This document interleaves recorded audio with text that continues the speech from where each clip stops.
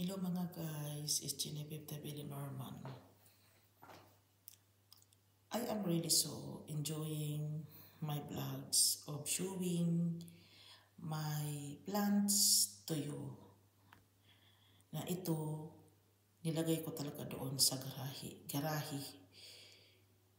Tapos Genevieve, dito sa bansa nila guys, sumunga-munga mga seedlings guys. Seedlings, marami kang makikita. Pero, hindi naman sila talaga. Nagbenta sila ito dito sa Sweden. Pero kung pansinin mo, may kamahalan pala din yung price. Tapos, iba na version. Kasi nilagay nila sa, very organic siya dahil may lupa pa talaga siya guys. Nilagay pa talaga nila sa Parang may lupa pa talaga siya. Bilihin mo.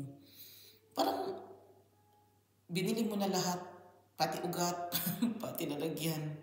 Pero for eating lang yan guys. Iiwan ko, naguguluhan ako. Baka kasi kung gusto mong itanim siya. Kasi na siya may ugat na kasi siya Parang talaga siya guys, yung parang ibininta nila pati lupa, pati ugat. Iwan ko na, naguguluhan nga ako, pero hindi naman ako naguguluhan. All in all, kaya na ako dito sa kanila. Matagal na kasi ako. Pero maninibago ka talaga if you are new. Kasi sa atin, hindi naman kasali yung lupa, di ba? Lang yung pitsay lang talaga, tanggalin natin yung yung lupa. Sa kanila talaga, very organic din. Bibilihin mo pati yung lalagyan. Hindi naman siya masama. Baka kasi bilhin mo lang yan, tapos itanim mo, paramihin mo. I'm trying, pero hindi siya nabuhay. Ito seedling siya guys, seedlings. Naghanap ako ng content ko, spinat cool pala ito sa Swedish term. Meron pala talaga ito dito. Iba lang yung name. Halos makapare-pareho lang sila, pero pichay kasi ito. Tapos pak choy, Chinese pa talaga siya. Ako talaga nagtanim nito guys, sa seedlings. Yung seedlings ba, yung seeds, yung maliliit. Ito na yung kinalabasan niya. Naghanap ako ng content ko guys. Naghahanap ako ng content ko. Marami naman akong content.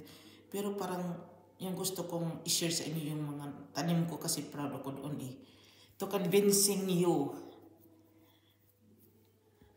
na nagtanim talaga ako in my own hands.